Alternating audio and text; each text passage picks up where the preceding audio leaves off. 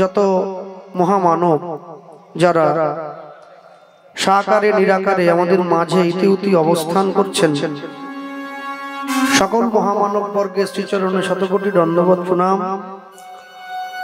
মানুষকে সম্মান দিলে সেই সম্মান ঈশ্বরে মেলে, সর্বশাস্ত্রে তাহার প্রমাণ পাই।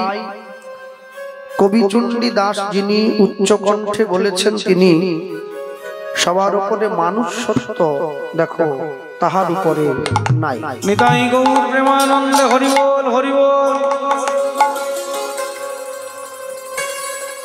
আমি সবার আগে বলতে গিয়ে যেটা বলবো,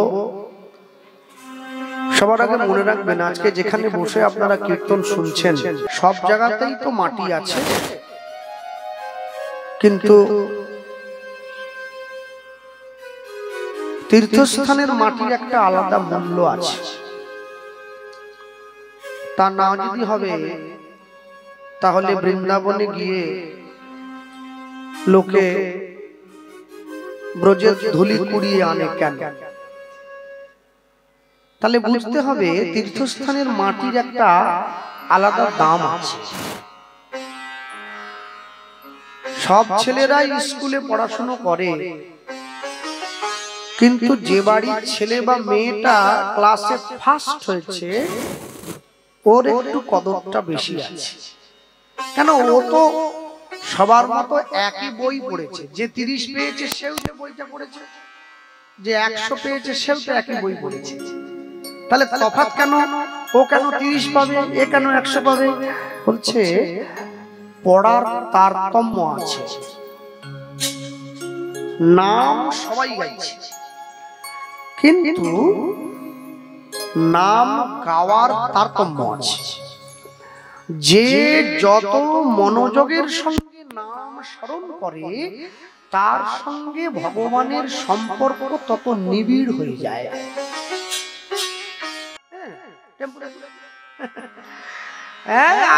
আসলে আসার সময় তিলক তিলক করে একবারে সেজে টেজে সুন্দর, তারপরে আমার বাড়িতে যখন কেউ যায় বলে একে বায়না করার জন্য বাড়িতে চলো, পশ্চিম মেদিনীপুরে বাড়ি, বেশি দূরে নয়। গিয়ে দেখছে গোপাল কৃষ্ণ পাল রকে বসে লুঙ্গি পরে তাস খেলছে। যে বায়না করতে গিয়েছিল বায়না তো করলোই না, উল্টে আরো আমার বাড়ির মিষ্টি মিষ্টি খেয়ে চলে এলো।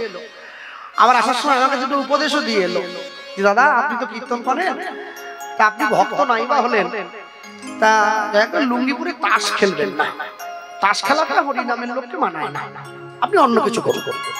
যারা ব্রহ্মচারীগণ খুব অল্প কথা। কেন গুনে কথা বলছেন কেন? হ্যাঁ, তুই মা যখন কথা বলে পুকুরের পাড়ে দাঁড়িয়ে ওরে কথা কথা পর্যন্ত লজ্জা পেয়ে যায়। কি কথা বলছে, সারা দিনের কথা।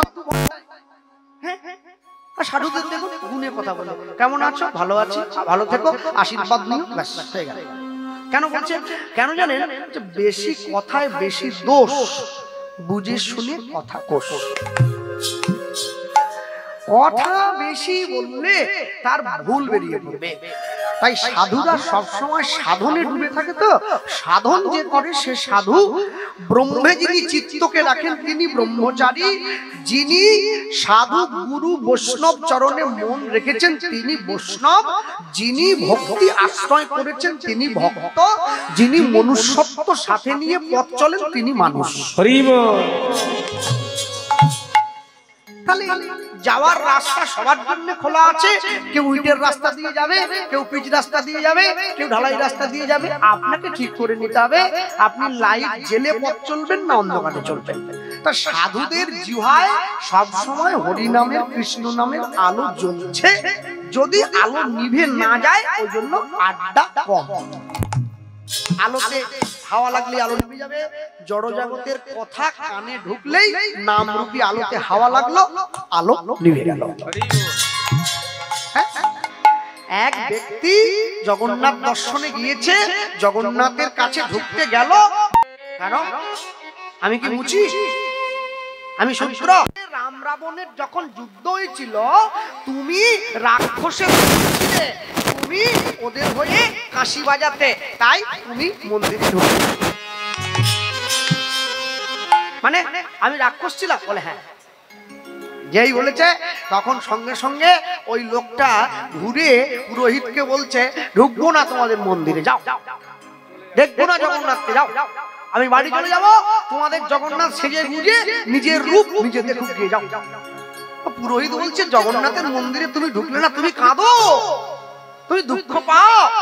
বলছে, না না, কেন দুঃখ পাবো, কি জন্য দুঃখ পাবো, কেন দুঃখ পাবো জানো, কেন পাবে না, কেন পাবো না জানো, ত্রেতা যুগ থেকে তোমাদের জগন্নাথ আমার মুখটা মনে রেখেছে। আমি যদি জগন্নাথকে দেখতে নাও পাই, জগন্নাথ তো আমায় দেখতে পাচ্ছে, তাই আমার আর ঢোকার দরকার নেই, আমি বাড়ি চলে যাই। ভগবানের সঙ্গে যার সম্পর্ক যত নিবিড় হবে, তত ভগবানের সঙ্গে সম্পর্ক স্থাপন হবে। আমি আসার সময় বাবুদের বলছিলাম, পঞ্চভূতে এই দেহ গড়া, ক্ষিতি অতেজ মরুদ্গম, এরপরেও তোমাদের ভূত দেখার শখ, সেই সব ভূত বোঝায়। এত ভূত দেখছো, তারপরে ভূত দেখবে, হ্যাঁ, নীল লাল হলুদ সবুজ কাপড় পরা ভূত, আমি দেখো পাঞ্জাবি ধুতি পরা ভূত, এত ভূত দেখার কোনো ভূত দেখার শখ তোমাদের এত কেন? তাহলে ভূত দেখবো না? বলছে, ভূত তো দেখে নিয়েছো, এত ভূত, এই ভূতেদের মায়া কাটাতে পারলে তবে ভগবানকে দেখতে পাবে। নিতাই গৌর প্রেমানন্দে হরি বল। বাঙালির হিয়া অমিয় মাথিয়া নিমাই ধরেছে কায়া, কায়া অনেক। এরপরে বললেন, শ্রী রাধার মহিমা প্রেম রসসীমা জগতে জানা তোকে। আজকে যত মানুষ বাংলা থেকে বৃন্দাবনে ছুটে যায়, ব্রজের ধুলোয় গড়াগড়ি দেয়, রাধে দয়া করো, কৃষ্ণ কৃপা করো, যদি গৌরাঙ্গ মহাপ্রভু না আসতো, কলিযুগের মানুষ জানতেই পারত না যে বৃন্দাবন খায় না মাথায় দেয়। মহাপ্রভু এসে আমাদের বৃন্দাবন চিনিয়েছে, আমরা তার জন্য বৃন্দাবন পেয়েছি, তার জন্য ভগবান কৃষ্ণকে পেয়েছি, তার চরণ ধুলিতে গিয়ে গড়া। বৈষ্ণব মহাজন লিখছেন পরবর্তী পংক্তিতে, মধুর বৃন্দা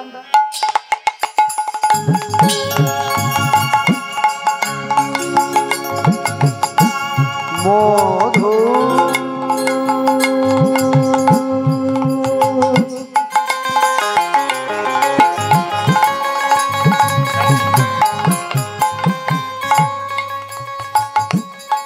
বড় মধুর সেই বৃন্দাবন,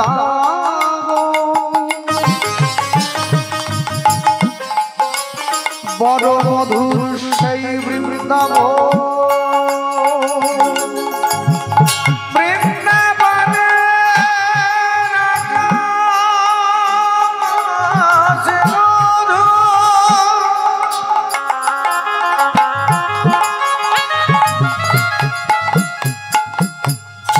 বৃন্দাবনে বাতাস মধু,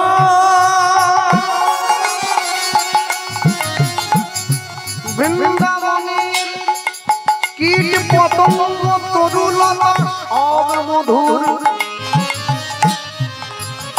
বড় মধুর সেই বৃন্দাবন,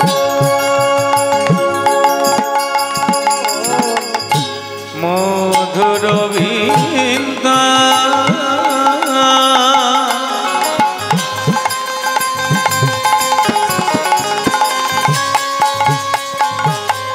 দেখো ভাই বিপিন মাধুরী মাধুরী প্রবেশ প্রবেশ চাতুরী, মধুর বৃন্দা বিপিন মাধুরী প্রবেশ চাতুরী, সার বরজ যুবতী ভাবেন ভকতি শপতি হইত কার। দেখবেন আমাদের বাংলায়, আপনাদের হুগলিতে বলুন, আমাদের মেদিনীপুরে বলুন, কলকাতায় বলুন, 24 পরগনায় বলুন, যত জায়গায় ভগবানের সেবা হয়, ভগবানকে যারা ভোগ দেয়, আমরা ভোগ দেওয়ার সময় কি করি, ভগবানের মন্দিরে, ভগবানের ঘরে, ঠাকুর ঘরে ভোগের থালাটা ঢুকিয়ে দিয়ে দরজাটা বাড়ির বাইরে থেকে বন্ধ করি। এবারে বন্ধ করে দিয়ে দরজার বাইরে দাঁড়িয়ে কীর্তন করি। যার গুরুদেবের ঘরে যে নিয়ম আছে, কেউ বলে ভজ পতিত উদ্ধারণ শ্রী গৌর হরি, কেউ বলে ভজ ভকত বৎসল শ্রী গৌর। এইবার যিনি বৈষ্ণব ঠাকুর ভোগ দিচ্ছিলেন, তিনি উত্তরীয়র মধ্যে হাতটা নিয়ে গিয়ে আচমনটা সারছেন, সারা হয়ে গেল, 3টে তালি দিয়ে পথটা সরিয়ে দিল, সবাই ভোগ দর্শন করলো, পরে প্রসাদ খাওয়া হবে। আমি যখন প্রথম বৃন্দাবনে গেলাম, আমি বৃন্দাবনে গিয়ে দেখছি দুপুর বেলায় মধ্যাহ্নকালে ওই 10টা 11টার সময় আমি 64 মহান্তের সমাধি দর্শনে বেরিয়েছি। তা আমি দেখছি ওই সমাধির পাশে যে সমস্ত বোঝো মায়েদের বাড়ি আছে, এক মা ভোগের থালাটা নিয়ে একবারে হন্তসন্ত হয়ে ঠাকুর ঘরে ঢুকে যাচ্ছে। তা আমি দেখছি অনেক বেলা হয়ে 11:30 বেজে গেল, ভগবানকে তো ভোগ দিতে হবে, টাইমে দিতে হবে। হ্যাঁ, আমি যেমন বিকেল 4টে বাজলে আমার চায়ের নেশা উঠে যায়, ভগবানের তো খিদেও পেতে পারে নাকি? 11:30 বেজে গেছে, হন্তসন্ত হয়ে চলে যাচ্ছে ঘরে।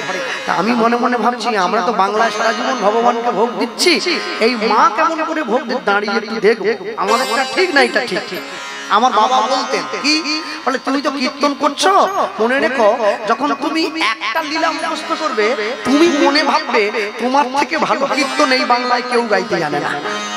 তারপর যখন তুমি 5টা মুখস্থ করবে, তখন তুমি ভাববে তোমার থেকে এই বাংলায় বাকিরা হয়তো একটু একটু ভালো জানে। তুমি যখন 10টা লীলা মুখস্থ করবে, তখন তুমি ভাববে আরেকটু শিক্ষা গ্রহণ করলে ভালো হতো। তুমি যেদিন 50টা লীলা মুখস্থ করবে, সেদিন তুমি জানবে আমার কিচ্ছু শেখা হয় নাই, আবার শুরু করতে হবে। নিতাই গৌর প্রেমানন্দে হরি বল। কেন আল্লাহ এই কথা বলছো কেন? বলে যে কথাটাকে তোমরা বলো অল্প বিদ্যা ভয়ঙ্করী, আমি ওটাকে একটু ব্যাখ্যা করে বললাম আর কি। একটা লীলা একটা পালা যে জানে, সে জানে আমার থেকে ভালো আর কেউ পারবে না, আমি সেরা। কেন? ও তো বিদ্যা একটাই, ও জানে এর বাইরে যেতে পারবে না। পুঁটি মাছ পুকুরে থাকে, ও জানে না না এটাই সব থেকে বড়। তখন সমুদ্রে ছেড়ে দেওয়া হলো, ও তিমি মাছের চারদিক দিয়ে ঘুরছে, বলে এত দেহ শেষই হচ্ছে না রে, এত বড় কি করে হলো? তা আমি দাঁড়িয়ে রইলাম সেই মায়ের কাছে দরজার বাইরে। আধ ঘন্টা পরে আমি লক্ষ্য করছি, আমরা ভগবানকে ভোগ দেই দরজা বাড়ির বাইরে থেকে বন্ধ করে, বৃন্দাবনের ব্রজ মা সে ভগবানকে ভোগ দিচ্ছে দরজাটা বাড়ির ভেতর থেকে বন্ধ করে। আধ ঘন্টা পরে ঠাকুর ঘর থেকে বেরিয়ে এসেছে, একেবারে ঘেমে নিয়ে গেছে, আর এসেই দেখছে একটা ছেলে দাঁড়িয়ে। কি ব্যাপার? প্রশ্ন করছে। আল্লাহ মা, আমি মেদিনীপুর থেকে এসেছি। আচ্ছা, বাংলার মানুষ। ঘরে নিয়ে গিয়ে বসতে দিয়েছে। তাই দুপুরবেলা ভক্কর রোদ্রুতে তুমি বাইরে দাঁড়িয়ে আছো কেন? বৃন্দাবনে গরম একটু বেশি, পাথরের জায়গা তো, দাঁড়িয়ে আছো কেন? তা আমি বললাম যে আমি দাঁড়িয়ে আছি একটা কথা জানার জন্য। পাগল ছেলে, জানার জন্য ঘরে এসে বসতে দিয়েছে। প্রসাদ নেবে না? প্রসাদ দেবেন? দিলে তো ভালোই হয়। বেলা হয়ে গেছে অনেক। আমি মনে মনে অপেক্ষা করছি, আমার জন্য আসবে খিচুড়ি, তরকারি, হ্যাঁ ভালো ভালো মিষ্টি, পাঁপড় ভাজা। বসে রইলাম। ওরে বাবা, কোথায় তুই? কিচ্ছু না। একটা বাটিতে করে হাতে চাপড়ানো একটা মোটা আটার গুলি নিয়ে এসেছে, অর্ধেক কাঁচা অর্ধেক পোড়া। ভেঙে নিয়ে এসে আমার হাতে হাতে, সে দেখেই তো খিদে মিটে গেছে। মনে মনে বলছি, মা এটা কি আনলাম? কেন? প্রসাদ, আজকে এই দিয়ে আমাদের ভোগ হয়েছে। মনে মনে ভাবছি, পাওয়া মানে তো হজম হবে না 7 দিনেও। আচ্ছা মা, একটা প্লাস্টিক হবে? বলে কেন? বাড়ি নিয়ে গিয়ে সবার সঙ্গে পেতাম না। ও বুঝেছি, প্লাস্টিক দিলে তুমি নিয়ে গিয়ে বাইরে ফেলে দেবে সেটা ভাবছিল তো। আচ্ছা একটু ভেঙে না হলে পেয়েই দেখো, ভালো না লাগলে পাওয়ার দরকার নেই, ফেলে দেবো আমি তোমার হাত থেকে।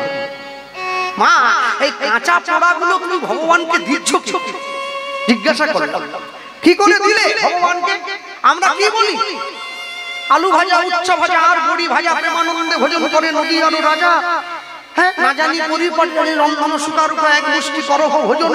এত কিছু দিয়েও আমাদের মনে আনন্দ আসে না, তুমি এই শুকনো পোড়া আটা কাঁচা দিয়ে দিলে। বলে আচ্ছা তুমি নাও না, একটু পাও না। একটু ভেঙে মুখে দিয়েছি, যা মুখের মধ্যে দিয়েছি এই সন্দেশের মতো মিশে গেছে। আর সেই যে স্বাদ, মানে এত অপূর্ব, সেই স্বাদ জীবনে ভগবান নয়। পুরোটা পেয়ে নিলাম। জল দেবো? মাটির পুজোর জল এনে দিয়েছে। আমাদের তো ফ্রিজ নেই বাবা, আমরা গরিব মানুষ, গরুর দুধ বিক্রি করে সংসার চালাই। একটু মাটির পুজোর জল নাও। একটা তুলসী পাতা দিয়ে মাটির পুজোতে জল, অপূর্ব, মন ঠান্ডা হয়ে গেছে একেবারে। এরপরে আমাকে প্রশ্ন করছে, বলো তুমি কি জানার জন্য এসেছো? আমি বলছিলাম, মা আমরা যখন বাড়িতে বাংলায় ভগবানকে ভোগ দেই, আমি তো কীর্তন করি, গোটা পশ্চিম বাংলা ঘুরে বেড়াই, আসাম কোচবিহার সব জায়গা, এদিকে 24 পরগনা সুন্দরবন পর্যন্ত। হ্যাঁ, আমি সব জায়গাতে গেলে দেখেছি যখন ভগবানকে ভোগ দেই, আমরা দেখেছি তারা ভোগের থালাটা ঠাকুর ঘরে ঢুকিয়ে আমরা দরজাটা বাইরে থেকে বন্ধ করে কীর্তন গাই। আপনি ভোগের থালাটা নিয়ে ঘরের মধ্যে গেলেন কেন? মা আমাকে উত্তর দিচ্ছে, জানো তো বাবা, শোনো, আপনো ভজন কথা না কহিব যথাযথ, কেমন করে ভগবানকে ডাকি এটা বলা উচিত নয়, কিন্তু তুমি যখন জানতে চাইলে তোমায় আমি বলবো, তবে মনে রেখো বাবা, আমি উত্তরটা দেব না, উত্তরটা তুমিই দেবে।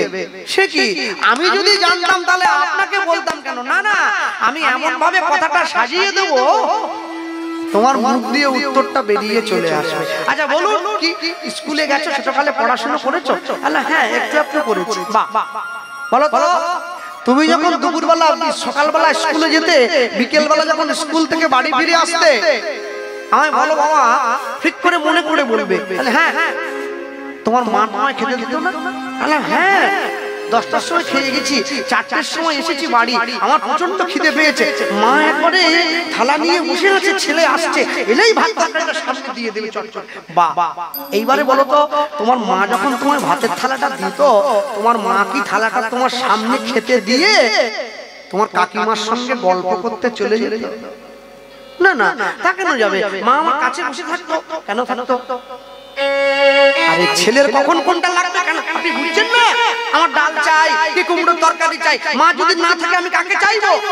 ওই যে উত্তর তো তুমি দিচ্ছ, আমায় বলছো মানে তুমি যে গোবিন্দের ঘরে ভোগের থালাটা ঢুকিয়ে দিয়ে দরজাটা বন্ধ করে দিয়ে বাইরে দাঁড়িয়ে আছো, মনে করো আমার গোবিন্দের আরেকটু ডাল চাই, কাকে বলবে?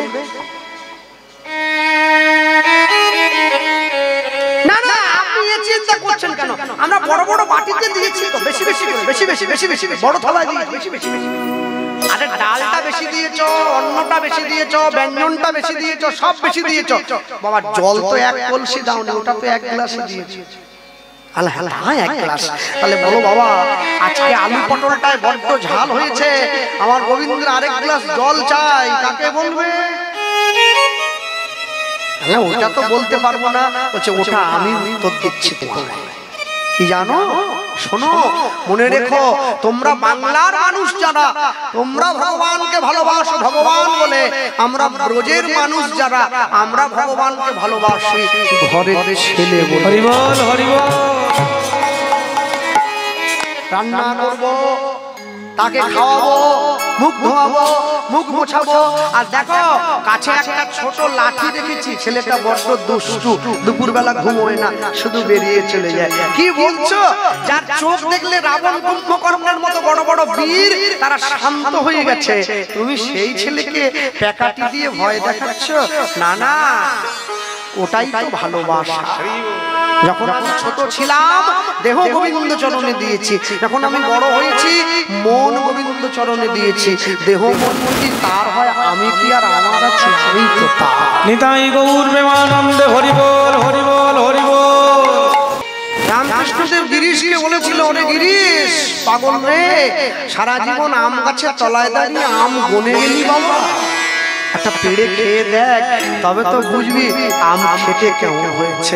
নুনের পুতুল সমুদ্রে ডুবলে জলের পরিমাপ কি বোঝা যায়? হ্যাঁ, মনে রাখবি সব সময়ের জন্য গিরিশ, যদি হতে পারিস না বিড়ালের বাচ্চা হবি, বানরের বাচ্চা হবি। রামকৃষ্ণ কথামৃতে বর্ণনা করছেন, বেড়ালের বাচ্চা হবে, বেড়াল তার বাচ্চাকে খেলা শেখায়, দাঁতে করে কামড়ে আরেক জায়গায় নিয়ে যায়, কিন্তু বানরের বাচ্চাকে বানর খেলা শেখায় না, বাচ্চাটা মাকে ধরে থাকে, আর বেড়াল মা তার ছেলেকে ধরে থাকে। তাই ভগবান যেন তোমাকে ধরে থাকে, তুমি সেই রকম সন্তান হবে, তুমি অন্য কারো মতো হবে কেন? হ্যাঁ, ওই লিখতে গিয়ে আমি 2 লাইন শুধু মনে করিয়ে দেবো আপনাদের সকলকে ছোট্ট করে। সখী ভাবনা কাহারে বলে, জানোই তো না, সখী যাতনা কাহারে বলে, তোমরা যে বলো দিবস রজনী, ভালোবাসা ভালোবাসা, সখী ভালোবাসা কারে হয়, সে যে কেবলই যাতনাময়। ভালোবাসতে জানো? কাকে ভালোবাসা বলে জানো? 22শে জানুয়ারি গোটা হিন্দু জগৎ, গোটা বিশ্বকে আমরা দেখিয়ে দিয়েছি ভারত আমার জগৎ সভায় শ্রেষ্ঠ আসন লবে। ভারতবর্ষ সাধুর দেশ। আমরা দেখিয়ে দিলাম ঐতিহাসিক রাম মন্দির তৈরি করে শ্রী রামচন্দ্রজিকে মন্দিরে বসিয়ে দিয়েছি। মানুষ দেখেছে, গোটা বিশ্ববাসী দেখেছে, লক্ষ লক্ষ মানুষ ছুটে গিয়েছে রামচন্দ্রের দর্শনে। মনে রাখবেন, আমি খুশি হয়েছি। কেন? আমি বিশ্ব হিন্দু পরিষদের একজন সদস্য, আমি তো খুশি হব, আমার মনে প্রাণে হিন্দুত্ব। কিন্তু পুরো খুশি হতে পারিনি। পুরো খুশি হব কবে জানেন? যেদিন দেখবো ভারতবর্ষের প্রত্যেকটা স্কুলে, প্রত্যেকটা রাজ্যে, প্রত্যেকটা জেলায়, প্রত্যেকটা ভাষায় রামের জীবনী কথা পাঠ্য বইয়ের সিলেবাসে থাকবে। সেদিন আমি খুশি হব। তবে তো মানুষ বুঝবে রামচন্দ্র কে ছিল। ভাইয়ের জন্য ভাই। রাম, লক্ষ্মণ, ভরত, শত্রুঘ্ন 4 ভাই। ধর্ম, অর্থ, কাম, মোক্ষ 4টে প্রতীক। রামচন্দ্র ধর্ম। সে যখন বনে যায়, ভরত হচ্ছে মোক্ষের প্রতীক। ধর্ম ছাড়া তো মোক্ষ লাভ হবে না। তাই নিজের সিংহাসনে বসেনি, রামের পাদুকাটা সিংহাসনে রেখে পাশে বসে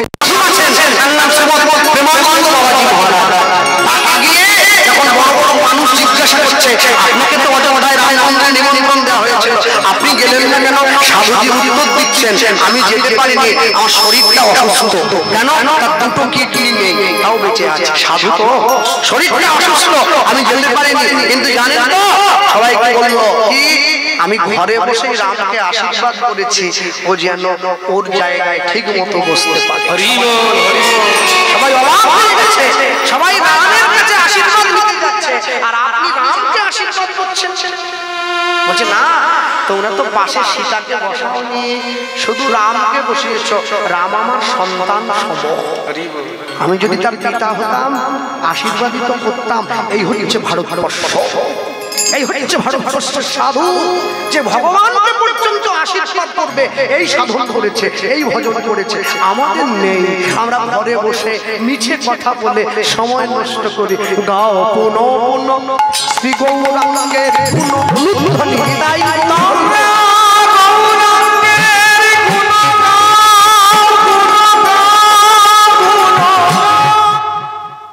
স্টার জলসা জি বাংলার সামনে বসে থাকি, আমার ঘুম হয় না, আমার কষ্ট হয় না। আমি যখন পাড়ায় গিয়ে তাসের আড্ডায় বসি, আমার কষ্ট হয় না। আমি যখন কীর্তন শোনার জন্য 3 ঘন্টা আসনে গিয়ে বসি, আমার খুব কষ্ট হয়। গাও পুনো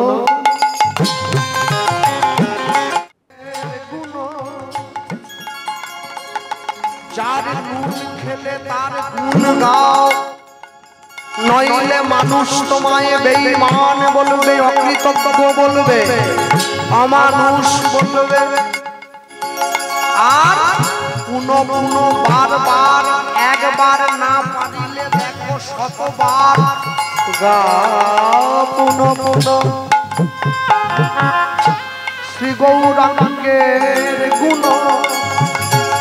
শোনো শোনো, পরের ক্ষতি চেয়ে নয়, হিংসে করে নয়, নিজের মনকে কুটিলতায় ধরে নয়, সরল করিয়া, সরল করিয়া, সরল করিয়া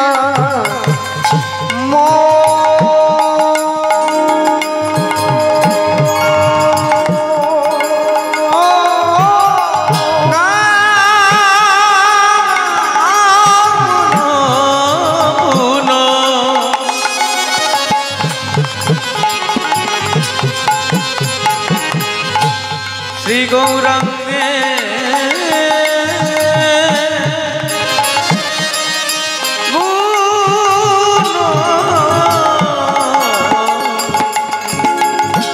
সরল করিয়া, সরল করিয়া, সরল করিয়া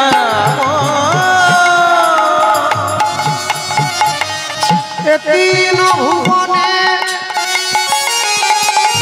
আমি এমন দয়াল না দেখো একজন। বলিয়ে তিন ভুবনে